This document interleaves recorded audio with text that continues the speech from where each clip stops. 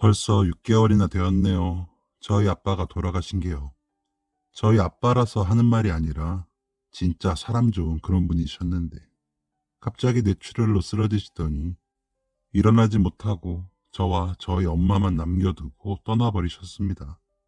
55세의 젊은 나이에 뭐가 그리 급해서 그렇게 가버리셨을까요?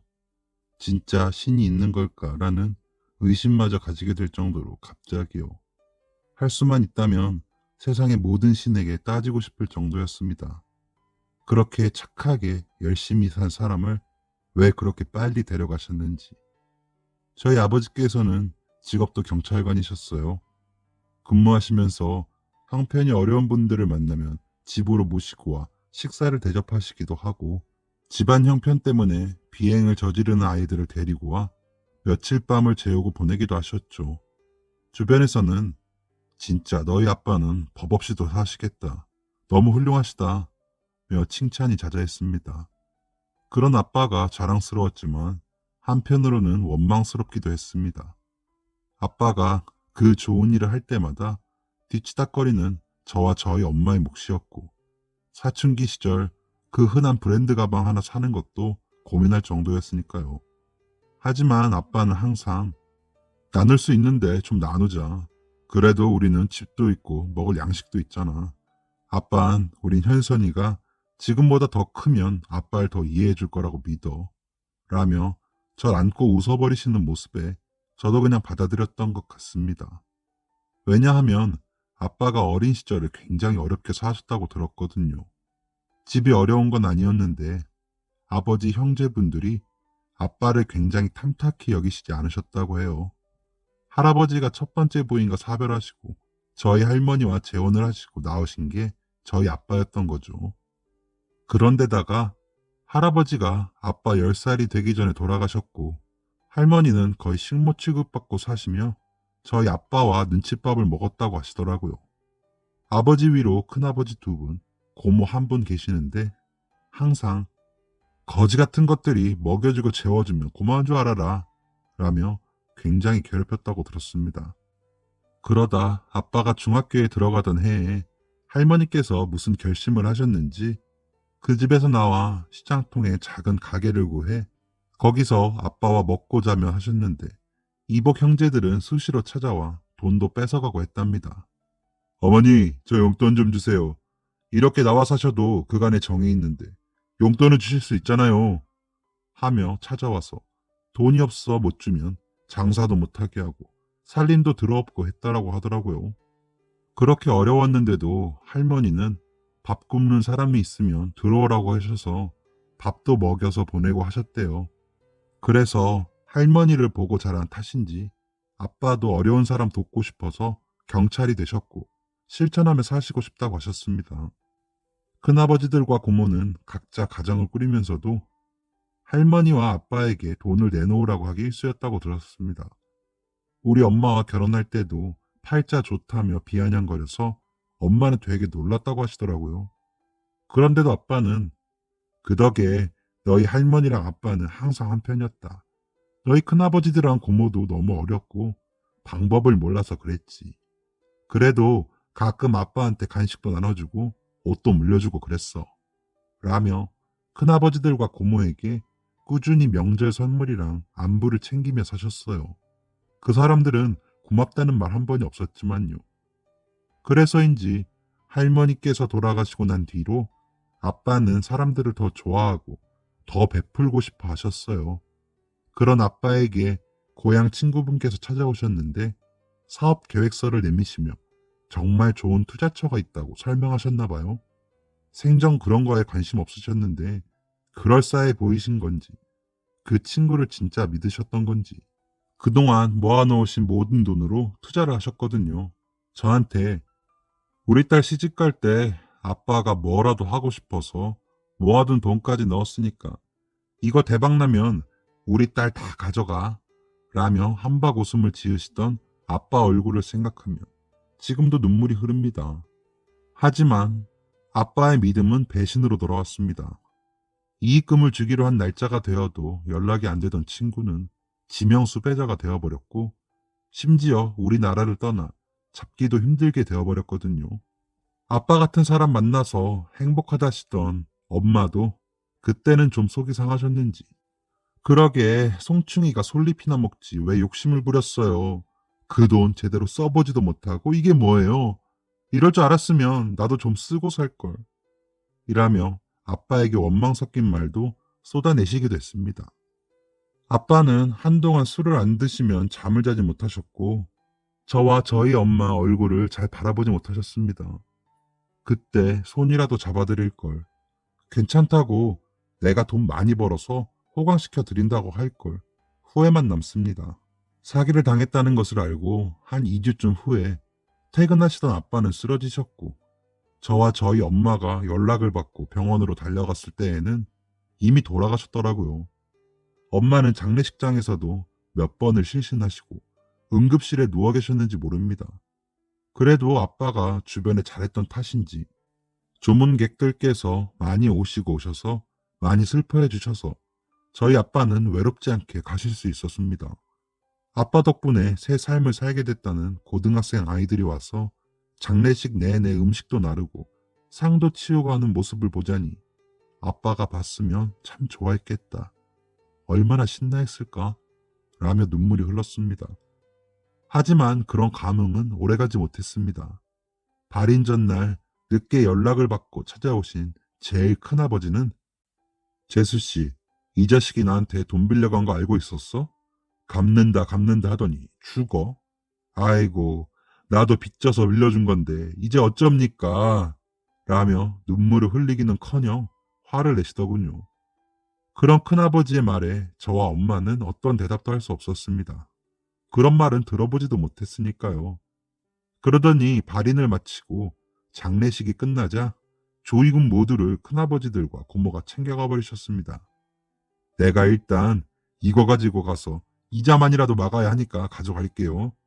뭐 얼마 되지도 않아서 될까 모르겠네. 내가 조만간 다시 집으로 갈 테니까 기다려요. 라는 말을 남긴 채로요. 기가 막힐 노릇이었습니다. 그렇게 검소하고 알뜰하게 사시던 아빠가 빚이라니요. 그것도 엄마 모르게 말이죠. 며칠 뒤 나타난 큰아버지의 손에는 도장까지 찍혀있는 차용증이 들려 있었습니다. 금액이 무려 5억이나 되더군요. 그런데 아주버님, 애아빠가 이렇게 큰 돈을 어디다 썼대요? 그 사람이 생전 사람들한테 베풀 줄만 알았지. 손이 작은데 이렇게 큰 돈을 어디다 썼을까요? 라며 저희 엄마가 파르르 떨며 묻자 큰아버지들과 고모들은 기가 막혀하며 소리를 지르기 시작했습니다. 뭐 친구한테 투자했나 보지. 사업에 눈 뒤집힌 놈이 뭔들 못하겠어. 날 못 믿겠다는 거야? 아무튼 난 돈 준 죄밖에 없으니까 돈이나 준비해. 아무튼지간에 걷어주고 먹어주면서 키워놨더니 이런 식으로 내 뒤통수를 쳐? 아이고 라며 저와 저희 엄마를 몰아세우더니 가버렸습니다. 그날 저녁 엄마는 집을 내놓고 작은 집으로 이사를 가자고 하시더군요. 일단은 그렇게라도 목돈을 만들어 큰아버지께 드리자고 하시며 아무리 생각해도 너희 아빠가 그럴 사람이 아닌데 그래도 어쩌겠니. 저렇게 차용증까지 있는데 우리가 갚아야지. 라고 우시더군요. 그렇게 급하게 이사를 하고 엄마께서는 일을 시작하셨어요. 저 역시 휴학을 하고 과외며 서빙 알바며 제가 할 수 있는 대로 일을 해서 엄마를 돕기로 했습니다. 20년이 넘도록 집안 살림만 하신 엄마께서 하실 수 있는 일이 뻔하잖아요. 다행히도 전부터 알고 지내던 식당 사장님께서 같이 해보겠냐고 일을 시켜주셨다고 하더라고요. 엄마가 음식 솜씨도 좋으시고 아빠가 모셔온 분들 밥해 먹이느라 손도 빠르신 걸 아셨나 봐요. 하지만 식당에서 하루 종일 일하시는 건 처음이다 보니 많이 힘들어 하셨습니다. 저녁마다 퉁퉁 부은 손으로 허리며 다리에 파스를 붙이기 바쁘시더라고요. 장례식 때도 저희 곁을 지켜주시고 엄마께서 응급실에 계실 때 살펴주시고 하던 외갓집 식구들은 저희 이사 소식을 듣고 함께 도와주셨어요. 아빠의 성품을 가장 좋아하시고 존경하신다던 외삼촌도 그 누구보다도 슬퍼하시긴 했지만 금전적으로 도와주시진 못했어요. 안타깝게도 외삼촌이 오랫동안 하시던 일이 얼마 전에 부도가 나서 그쪽도 힘들어 하시던 차였거든요. 그때 외할머니께서 가지고 계시던 집이며 땅이며 다 파시고 외삼촌 댁에서 지내시고 계셨고요. 외할머니께서는 이럴까봐 내가 경찰한테 시집 보낸 건데 이게 무슨 일이냐 면서 많이 우셨어요. 그렇게 저희 집에 두세 번 오셨을까요? 알바가 끝나고 돌아왔더니 할머니랑 엄마가 부둥켜 안고 울고 계시더라고요. 할머니가 특히나 버거워하며 힘들어하시며 우시길래 진정시켜드리고 있는데 아이고 내 새끼 불쌍한 내 새끼 애미가 벅이 없나 보다. 새끼들이 다 하나같이 이게 무슨 일이냐 하시며 통곡을 하시더니 이내 실신을 하셨습니다. 너무 놀랐지만 서둘러 119에 신고하고 응급실로 모셨지만 그 길로 할머니는 일어나지 못하셨어요. 아버지가 돌아가신 지 3개월 정도밖에 안 됐는데 외할머니까지 이르신 엄마는 웃지도 못하고 틈만 나면 눈물만 훔치셨어요. 저 스스로도 점차 어두워지는 게 느껴지더군요. 왜 우리 집에 이런 일이 생길까? 뭐가 잘못된 걸까? 아빠는 왜 빚까지 졌을까? 라며 절망의 늪에 빠지고 있었습니다. 큰아버지는 매달 돈 받는 날이 되면 아침부터 전화해서 이번 달에는 얼마 줄 거야? 이런 식이면 내가 너무 곤란해. 경찰이었으니까 연금 나올 거 아니야. 그것까지 해서 얼른 보내요. 아직도 3억이 넘게 남았잖아. 라며 독촉을 하더군요. 아무리 돈이 중한 세상이지만 아무리 우리 아빠가 이복 동생이라지만 너무하다고 느껴져 큰아버지가 더 싫어지더군요. 그런데다가 고모라는 여자는 저에게 전화해서 너희 아빠가 그동안 다른 데다가 살림 차린 거 아니냐? 아님 그렇게 큰 돈을 어디다 쓰겠니? 너희 엄마 쓰러질까봐 내가 거기다는 말 못하고 너한테 얘기한다. 하긴 시도둑질은 못하지. 새파랗게 젊은 여자가 애새 딸린 남자한테 시집 올 때는 보통이었겠니? 라며 막말을 하기도 했습니다. 그럴 때마다 다 꺼지라고 말하고 싶었지만 아빠 생각에 별말도 못하고 울분을 삼킬 뿐이었습니다. 하루는 베개를 끌어안고 울며 잠이 들기도 하고 하루는 그저 멍하게 앉아있다가 날이 새기도 하는 날들이 지나갔습니다. 그건 엄마도 마찬가지였겠죠. 그래도 우리는 서로의 앞에서 울거나 아빠 이야기를 하거나 하지는 못했습니다. 아직은 정돈이 되지 않은 마음을 드러냈다가 서로가 더 상처받고 슬퍼하지는 않을까 눈치를 본 것 같아요. 그래서 애써 밝은 척, 애써 잘 지내는 척을 많이 했던 것 같습니다. 화가 나도 크게 소리쳐 본 게 언제인지 기억도 안 날 만큼 마음을 억누르고 있었습니다. 그러던 어느 날 제 방 한귀퉁이에 쌓아둔 아빠의 물건 상자들이 눈에 띄었습니다. 엄마 방에는 아빠 옷가지들과 신발 같은 것들이 있어 차마 들어가지 못한 서재의 짐들이었습니다. 그래서 잠도 안 오고 저거나 정리해서 추려서 잘 둬야겠다는 생각에 상자를 열어 정리하기 시작했습니다. 아빠가 일하시며 받으신 여러 상장들과 표창장, 그리고 너무 고맙다는 내용의 편지들. 이렇게나 훌륭하고 좋은 사람이었던 우리 아빠가 왜 우리에게 이런 고통을 남기고 돌아가셨을까?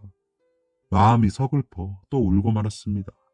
그러다 한쪽에 뭉치로 묶인 편지들이 보여 열어보니 편지의 시작이 아버지께인 겁니다. 깜짝 놀라 다른 봉투들도 열어보았는데 모두 아빠를 아버지로 부르고 있었습니다. 엄마에게 달려가 편지를 보여줄까 하다가 엄마가 알면 더 충격받으실 것 같아 혼자서 그 편지들을 읽기 시작했습니다. 편지 내용은 그저 일상적인 내용들이었습니다. 항상 고맙다는 말이 있었고 모든 것이 아버지 덕이라는 말도 보였습니다. 편지 양으로 봐서는 상당히 오래도록 편지가 오고 간 것 같았습니다. 아빠는 경찰서에서 편지를 받으셨고 그분도 사무실인 것 같이 무슨 빌딩에서 보내셨더라고요. 고모가 했던 말이 마음에 걸리기도 하고 아빠가 그 큰 돈을 엄마 몰래 빚까지 지고 있었다는 점에서 제 이복 형제일 수도 있겠다는 생각을 하니 배신감이 밀려왔습니다. 저와 저희 엄마는 이렇게나 괴로운 시간을 보내고 있는데 그렇게 만든 아빠가 부정까지 저질렀을 거란 생각에 너무 괴로웠습니다. 며칠을 밥을 먹지 못하고 잠을 자지도 못했습니다. 내가 알던 아빠가 아닐 수도 있다는 생각에 두려웠고 더 이상 따질 수도 없다는 생각에 분하고 억울했습니다. 그렇게 며칠을 전전긍긍하며 괴로워하다가 더 이상 나만 괴로울 수 없다는 생각을 하게 되었습니다. 그래서 편지 봉투에 주소로 편지를 썼습니다. 안녕하세요. 저는 이병선 씨의 딸 이현선이라고 합니다. 아빠의 짐을 정리하다가 그간 나누신 편지를 보게 되어 이렇게 편지를 보냅니다. 아실지 모르겠지만 아빠는 4개월 전쯤 뇌출혈로 돌아가셨습니다. 저희도 너무나 갑작스러웠고 이런저런 사정들로 이사까지 하느라 정신이 없었습니다. 그러다 정리가 덜 된 아빠 짐을 정리하면서 보내신 편지를 발견했습니다. 저희 아빠를 아버지라고 부르시던데 관계가 어떻게 되시는지 궁금합니다. 제가 생각하는 그런 일이 아니길 바라지만 저희 입장이나 저희 엄마의 처지를 생각하신다면 모두 다 밝혀주셨으면 좋겠습니다.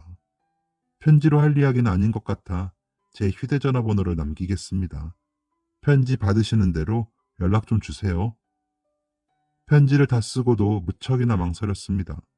편지를 보내면서도 이 모든 게 꿈이길 바랐습니다. 눈을 뜨고 잠에서 깨어나면 아빠가 무슨 무서운 꿈이라도 꿨어? 우리 공주님께서 얼굴이 안 좋네. 라며 전처럼 안아주시길 바라고도 바랐습니다. 절 토닥여 주실 것 같고 금방 어디선가 나타나서 그 사람 좋은 웃음 지으며 함께 밥 먹고 잠들 것 같은데 이제 그런 아빠는 어디에도 계시질 않고 감당하기 힘든 빚과 이복 형제까지 나타날 지경이니 제 현실이 너무나 비참하고 끝없는 수렁처럼 느껴졌습니다. 더 끔찍한 일들이 남아있진 않을까 두려운 마음에 숨이 막히고 어지럼증이 생길 지경이었습니다. 편지를 보내고 한 일주일쯤 지나자 모르는 번호로 전화가 오더군요. 느낌상 그 사람이구나 하는 생각을 하고 전화를 받았더니 여보세요? 이현선 씨 전화 맞습니까? 라며 묵직한 남자의 목소리가 들렸습니다. 제가 맞다고 하자 흐느끼는 목소리로 제가 연락이 늦었습니다. 일 때문에 해외 좀 다녀왔는데 편지가 와 있더라고요. 괜찮으시면 집으로 찾아가 봬도 되겠습니까? 우리 만나서 얘기합시다. 라는 말을 하는 내내 울음을 참지 못하는지 목소리를 듣자 저도 눈물이 나더군요. 그래서 엄마는 아직 모르세요. 일단 밖에서 저부터 뵙죠. 오늘 저녁 어떠세요? 라고 하자 그쪽에서는 지금 당장도 좋으시다며 제가 있는 쪽으로 오시겠다고 하셨습니다. 만날 시간과 장소를 정하고 나니 알바도 과외 수업도 어떻게 했는지 기억이 나지 않을 정도였습니다. 전화 너머로 들리던 그 흐느끼는 목소리만 계속 귓가에 맴돌더군요. 약속 시간이 되어 약속 장소에 도착해 그분께 전화를 걸었습니다. 먼저 와서 기다리고 계셨는데 저희 아빠 아들이라고 하기엔 나이가 너무 많아 보여 그쪽에서 어른을 모시고 나왔나 하는 생각이 들더군요. 고급지고 세련되게 꾸미신 모습에 혹시 저런 것도 다 우리 아빠 돈인가? 라는 생각을 하며 가까이 다가가 인사를 하고 나니 제 손을 덥석 잡으시며 우셨습니다. 그런 그분을 제가 위로해드려야 하는 건지 판단이 서지 않아 그저 저도 함께 눈물을 흘리며 있었습니다. 울음이 좀 잦아들자 겨우 고개를 들어 저를 보시며 아버지를 참 많이 닮으셨네요. 한눈에 봐도 따님인 게 느껴집니다. 하시며 저 한동안 바라보시더니 또 눈물을 흘리시더군요. 그래서 저희 아빠와는 이라고 말하는 제게 제가 아버지 아들하기엔 나이가 좀 많아 보이죠. 아버진 저를 살리신 분이에요. 그래서 그냥 제가 그때부터 아버지라고 불렀어요. 라며 저희 아빠와의 인연을 말해주시더군요.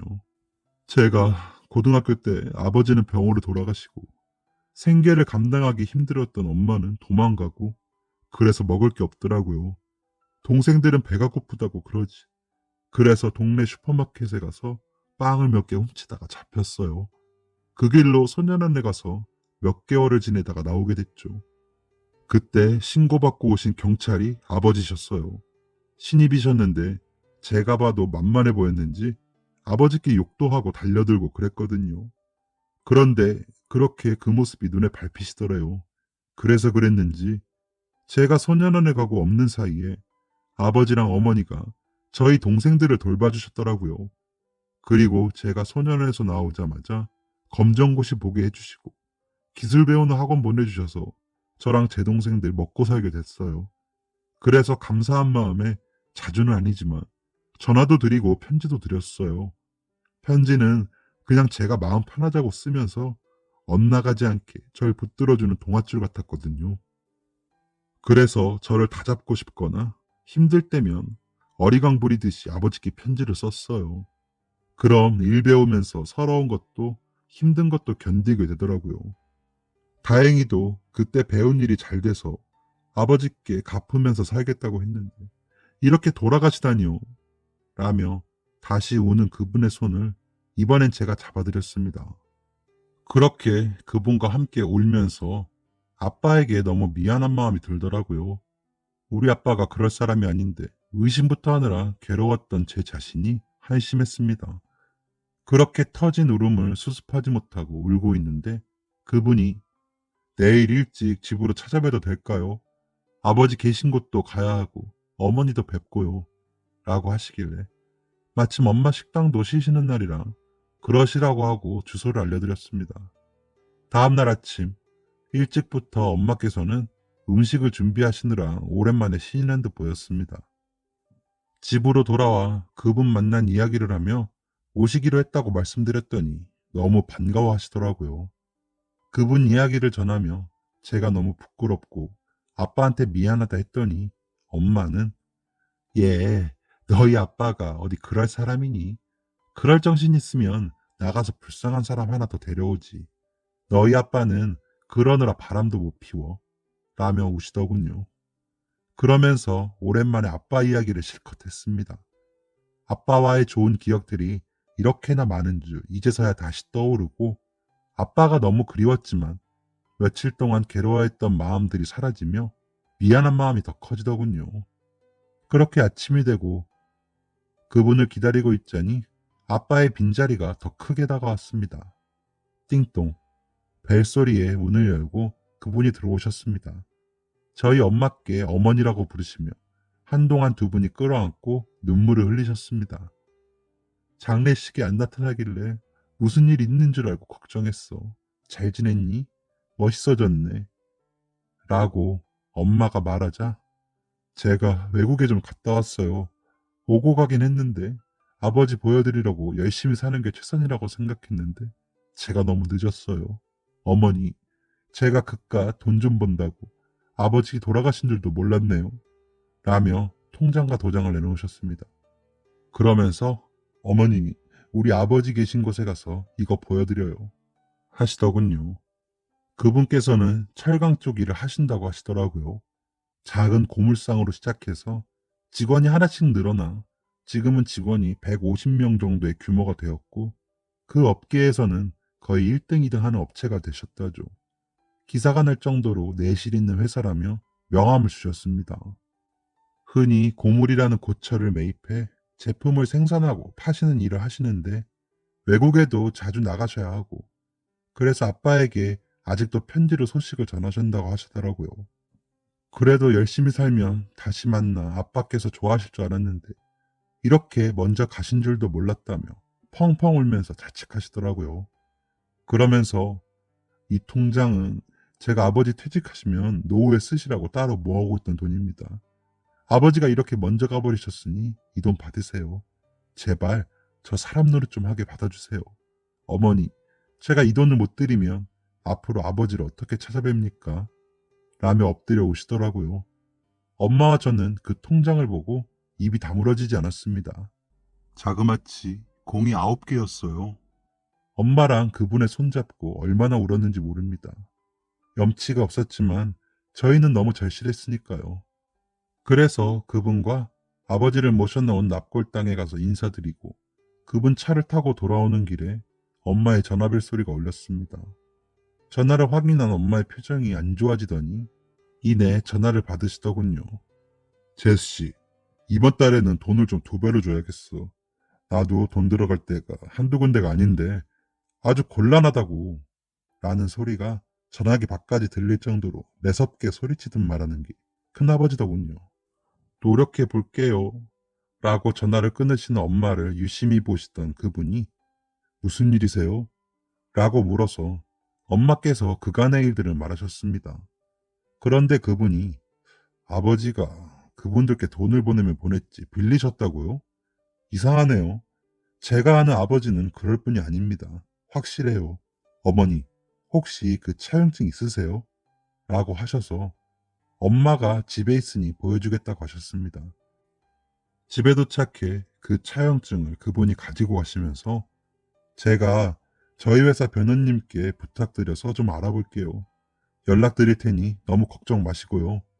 현선 씨, 혹시나 무슨 일 있으면 연락 줘요. 무슨 일 없어도 연락해도 돼요. 라며 가시더군요. 약간의 희망 같은 게 생기는 기분이었습니다. 어쨌거나 아빠가 투자했던 돈보다 훨씬 큰 돈이 돌아왔으니 우리도 조금은 나은 삶을 살 수 있지 않을까 하는 그런 기대감도 생겼죠. 그리고 그분을 아빠 아들이라고 부르기로 속으로만 생각했습니다. 웃기기도 했지만 왠지 든든한 마음이 들어 좋았습니다. 며칠이 지나자 큰아버지들과 고모가 저희 집으로 밤늦게 찾아왔더군요. 그러면서 어휴 이것 봐라. 이렇게 돈 빌린 것들은 두 발 뻗고 자요. 도대체 돈은 언제 다 줄 거야? 이러다가 또 야반도주하는 거 아니지? 라며 신발 신은 채로 집으로 들어서더군요. 너무 화가 났지만 엄마를 지켜야겠다는 생각이 막아서며 자꾸 이러시면 저희도 참지만은 못해요. 사다리 돈 드리잖아요. 왜 이러세요? 라며 소리쳤습니다. 그러자 둘째 큰아버지가 어휴 가정교육이 이 모양이니 너희 아빠가 평생 그렇게 살다가 죽은 거야. 재수씨 도대체 자식 새끼 교육을 어떻게 하는 거예요? 아이 오빠 제 할머니 우리 집에 처음 오던 거 생각 안 나? 분칠도 하나 안 하고 말간 얼굴 해가지고 순진한 척 우리 아버지 뒤에 머뭇머뭇 들어와서 등신인 줄 알았는데 안방 차지하더니 바로 애아빠 나왔잖아.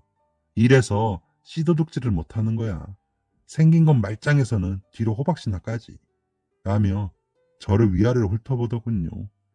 그 모습을 보시던 저희 엄마가 알았으니 그만 돌아가 주세요. 돈은 제가 어떻게든 마련해 볼게요. 그러니까 제발 이렇게 오지 마시고 제발 저희 애한테 그런 막말도 하지 마세요. 라며 오셨습니다.